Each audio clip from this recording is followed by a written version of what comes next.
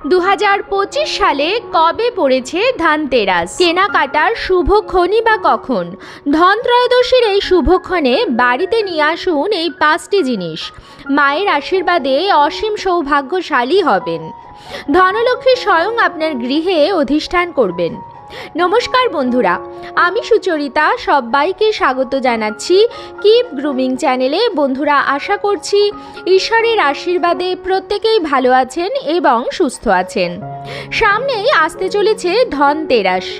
কার্তিক মাসের কৃষ্ণপক্ষের ত্রয়োদশী তিথিকে ধনতেরাস বা ধন ত্রয়োদশী বলা হয়ে থাকে। এই দিন দেবী লক্ষ্মী, কুবের ও ধন্বন্তরীর পুজো করা হয়।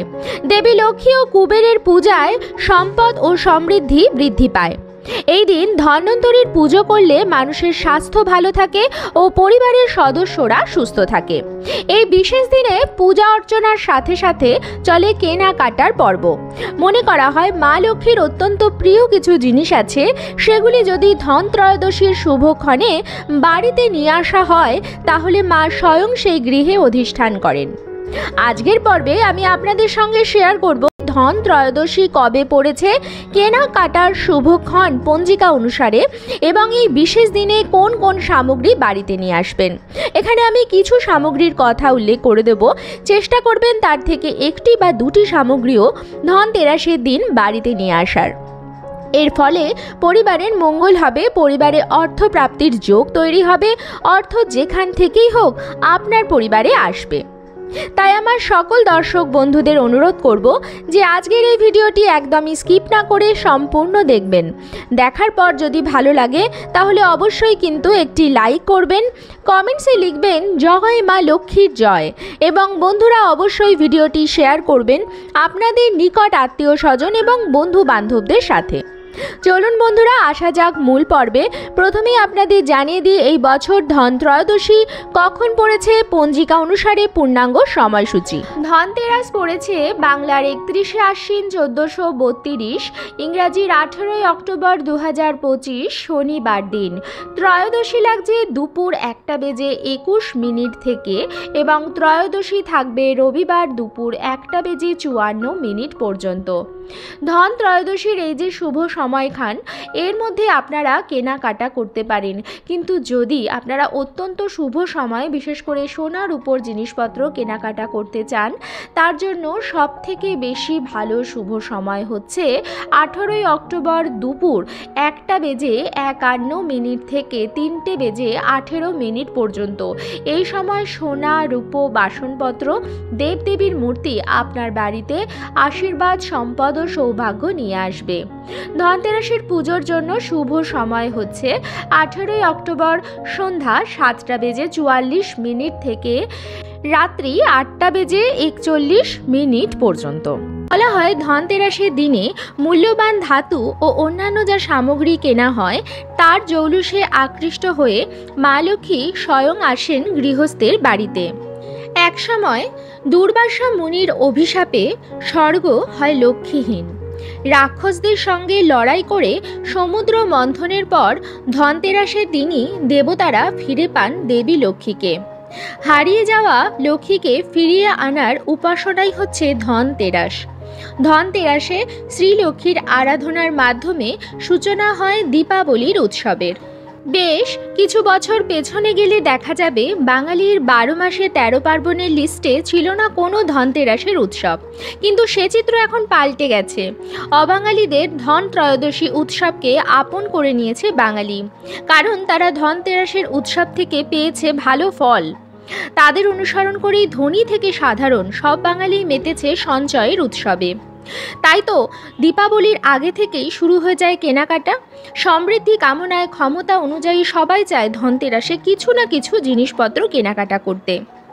তাই তো বন্ধুরা, আজকের ভিডিওটিতে আমি আপনাদের বলে দেব ধনতেরাসে অবশ্যই কি জিনিসগুলো আপনারা কিনতে পারেন। ধনতেরাসে সোনা রূপো কেনা যে ভালো সে তো আমরা প্রত্যেকেই জানি। সোনা রূপো ছাড়াও আপনারা কি কিনতে পারেন চলুন জেনে নেওয়া যাক। ধনতেরাসে মূল্যবান ধাতু কেনা অত্যন্ত ভালো, তাই তো সবাই সোনা বা রূপো কিনে থাকেন, কারণ সোনা একটি অত্যন্ত মূল্যবান ধাতু। এবং সোনার অলংকার সেই দিন যদি নিয়ে আসা হয়, মনে করা হয় সেই সোনার সাথে মা লক্ষ্মী স্বয়ং গৃহস্থ বাড়িতে প্রবেশ করে। তাই তাদের সামর্থ্য আছে, তারা সবাই সোনা বা রূপোর জিনিস কিনে থাকেন। মধ্যবিত্তরাও চেষ্টা করেন সোনা বা রূপোর কয়েন কিনতে, কিন্তু সবার পক্ষে কিন্তু সোনা কেনা সম্ভব নাও হতে পারে। তবে বন্ধুরা, যে কোনো ধাতু আপনারা কিনতে পারেন। যে কোনো ধাতু বলতে আমি এখানে পিতল বা কাঁসাকে বোঝাচ্ছি। আমাদের পুজোর ঘরে নানা প্রকার সামগ্রী তামার বা পিতলের বা কাঁসার হয়ে থাকে। আমি এখানে পুজোর বাসনপত্রের কথা বলছি। আপনারা চাইলে পুজোর বাসন কিনতে পারেন, পিতল কাঁসার জিনিস কিনতে পারেন। বন্ধুরা, এই দিন সবথেকে ভালো কেনা হচ্ছে ঘট বা ঘটি বা কলসি। পিতলের ঘটি বা কলসি আপনারা কিনে আনতে পারেন। বন্ধুরা, সমুদ্র মন্থনের সময় যখন মা মহালক্ষ্মী জাগ্রত হয়েছিলেন, তখন তার হাতে ছিল একটি কলস। তাই বন্ধুরা, এই বিশেষ দিনে বাড়িতে একটি কলস বা ঘটি নিয়ে আসা অত্যন্ত শুভ। তবে এই ঘটিটি পিতল বা কাঁসার যেন হয়। স্টিলের কোনো জিনিস বা ঘটি কিন্তু বাড়িতে আনবেন না। বন্ধুরা, এই ঘটিটি ফাঁকা অবস্থায় নিয়ে আসবেন না। আপনারা যখন ঘরে এটি নিয়ে আসবেন ধনতেরাসের কেনাকাটা করার সময়, তখন অবশ্যই সেই ঘটিটি জল দিয়ে পূর্ণ করে অথবা শস্য দিয়ে পূর্ণ করে অথবা পুষ্প অর্থাৎ ফুল দিয়ে পূর্ণ করে নিয়ে আসবেন। খালি ঘটি বাড়িতে নিয়ে আসবেন না। যদি কিচ্ছু না পান, তাহলে ঘরে ঢোকার পূর্বে সেই ঘটিটি জলপূর্ণ করে তারপর নিয়ে আসবেন। ফাঁকা ঘটি বাড়িতে নিয়ে আসবেন না। এবং তারপর সন্ধেবেলায় মা লক্ষ্মীর সামনে আপনারা যা যা কিনে এনেছেন, যদি আপনারা রূপোর কয়েন নিয়ে আসেন অথবা রূপোর কোনো জিনিস নিয়ে আসেন বা সোনার কোনো জিনিস নিয়ে আসেন, সেগুলি মা লক্ষ্মীর চরণের কাছে রেখে তারপরই কিন্তু সেগুলি আপনারা আপনাদের লকারে রাখতে পারেন অথবা ব্যবহার করতে পারেন। সোনা রূপা বা ধাতুর জিনিস বাদ দিয়েও আপনারা বাড়িতে নিয়ে আসতে পারেন ঝাড়ু। হ্যাঁ বন্ধুরা, ঝাঁটা, নারকেল বা খেজুর পাতার তৈরি ঝাড়ু আপনারা বাড়িতে নিয়ে আসতে পারেন। ধনতেরাসের দিন ঝাড়ু দিয়ে আমরা বাড়ির নোংরা পরিষ্কার করি, বাড়িকে পরিষ্কার পরিচ্ছন্ন করি ঝাড়ু দিয়ে। সকালবেলা যে বাড়িতে ঘর ঝাড়ু দেওয়া হয় না, সেই বাড়িতে কখনোই মা লক্ষ্মী প্রবেশ করেন না, তা আপনি যতই বেশি পূজা অর্চনা করুন না কেন। তাই ঝাড়ু কিন্তু মা লক্ষ্মীর প্রতীক। পরিষ্কার পরিচ্ছন্ন ঘরেই মা লক্ষ্মী প্রবেশ করে, তাই আপনারা ঝাড়ু নিয়ে আসতে পারেন। তবে প্লাস্টিকের ঝাড়ু কিন্তু আনবেন না। ঝাড়ু প্রত্যেকে আনতে পারেন, ব্যক্তি বিশেষের সবার সামর্থ্যে একটি ঝাড়ু আনা কিন্তু অবশ্যই সম্ভব। এছাড়া বন্ধুরা, আপনারা নিয়ে আসতে পারেন শ্রী যন্ত্র।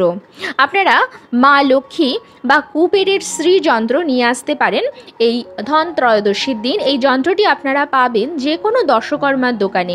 প্রত্যেক দিন শ্রীযন্ত্র দেখাও কিন্তু অত্যন্ত শুভ। আপনারা ধন ত্রয়োদশীর দিন শ্রীযন্ত্র আনতে পারেন এবং আপনাদের ঠাকুরের সিংহাসনে সেটি রাখতে পারেন। বন্ধুরা, প্রতিদিন শ্রীযন্ত্র আপনারা দর্শন করবেন, মা লক্ষ্মীর পাশেই সেটি রেখে দেবেন এবং অবশ্যই দর্শন করবেন। এবং এই ধন ত্রয়োদশীর দিন বাড়িতে শ্রীযন্ত্র স্থাপন করলে কিন্তু মা লক্ষ্মী চিরস্থায়ী হয়, তাই অবশ্যই এই একটি জিনিস নিয়ে আসতে পারেন। ধনতেরাসের দিন মা লক্ষ্মীর অত্যন্ত প্রিয় কড়ি বাড়িতে নিয়ে আসতে পারেন। এছাড়া ধনে নিয়ে আসতে পারেন। হ্যাঁ বন্ধুরা, একদম ঠিক শুনেছেন, গোটা ধনে আপনারা পেয়ে যাবেন। সামান্য 5 টাকার গোটা ধনে যে কোনো ব্যক্তি কিন্তু বাড়িতে নিয়ে আসতে পারবেন। অনেকের পক্ষেই সোনা রূপা ধাতু বা অনেক জিনিস কেনা সম্ভব নাও হতে পারে, কিন্তু সামান্য 5 টাকা খরচ করে আপনারা একটু গোটা ধনে নিয়ে আসবেন এবং এই গোটা ধনেটি সন্ধেবেলা মা লক্ষ্মীর চরণের কাছে রাখবেন। বন্ধুরা, এই ধনতেরাসের দিন গোটা ধনে বাড়িতে আনলে তার সাথে সাথে সুখ শান্তি এবং সমৃদ্ধিও সাথে আসে।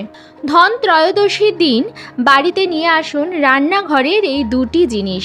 এর সাথে সাথে সৌভাগ্য লক্ষ্মীও কিন্তু আপনার গৃহে প্রবেশ করবে। প্রথম হচ্ছে হলুদ এবং দ্বিতীয় জিনিসটি হচ্ছে সন্ধ্যাক লবণ। এই দুটি জিনিসই আপনারা নিয়ে আসতে পারেন। এই দুটি জিনিসের হাত ধরে ঘরে কিন্তু সুখ শান্তি সমৃদ্ধি আসবে বন্ধুরা। তাই ধন ত্রয়োদশীর দিন রান্নাঘরের এই দুটি জিনিস আনতে ভুলবেন না, খুব সামান্য পয়সা খরচ করে। কড়ির মতো মা লক্ষ্মীর আরও একটি অত্যন্ত প্রিয় জিনিস হচ্ছে গোমতী চক্র বা নাভি শঙ্খ। এটিও আপনারা পেয়ে যাবেন দর্শকর্মার দোকানে। এই নাভি শঙ্খ বা গোমতী চক্র মা লক্ষ্মীর প্রতীকী, এটিও আপনারা বাড়িতে নিয়ে আসতে পারেন। আর আমরা তো সবাই জানি মা লক্ষ্মী হচ্ছে পদ্ম ফুলের ওপর আসেন, তাই পদ্ম ফুলও মা লক্ষ্মীর অত্যন্ত প্রিয়।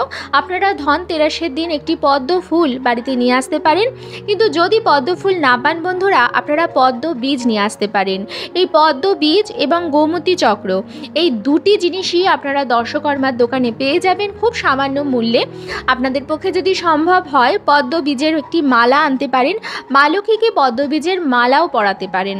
যদি সম্ভব না হয় বা যদি না পান, শুধু পদ্ম বীজ নিয়ে আসবেন এবং মা লক্ষ্মীর সামনে ধনত্রয়োদশীর দিন সন্ধেবেলা প্রদীপ, ধূপকাঠি ইত্যাদি জ্বালিয়ে এই যে জিনিসগুলো আপনারা ক্রয় করেছেন সেই সমস্ত কিছু কিন্তু মায়ের চরণের কাছে নিবেদন করবেন। সারা রাত কিন্তু মায়ের চরণের কাছে সেই জিনিসগুলি থাকবে বন্ধুরা। এইভাবেই ধনত্রয়োদশী পালন করবেন। সামনে যে ভিডিওটি আসছে তাতে আমি আপনাদের বলে দেব ধনত্রয়োদশীর দিন ভুলেও কি জিনিস কেনাকাটা করবেন না। তার জন্য কিন্তু অবশ্যই চ্যানেলটিকে সাবস্ক্রাইব করে আমার সাথে থাকবেন। আজকের পর্বটি এখানেই শেষ করছি। আশা করছি আজকের ভিডিওটি আপনাদের ভালো লাগলো এবং একটু হলেও উপকারে লাগলো।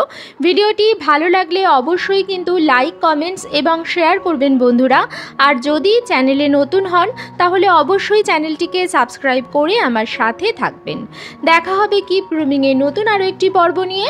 সবাই খুব ভালো থাকবেন, সুস্থ থাকবেন। আপনাদের সবাইকে জানাচ্ছি ধনত্রয়োদশীর অগ্রিম শুভেচ্ছা।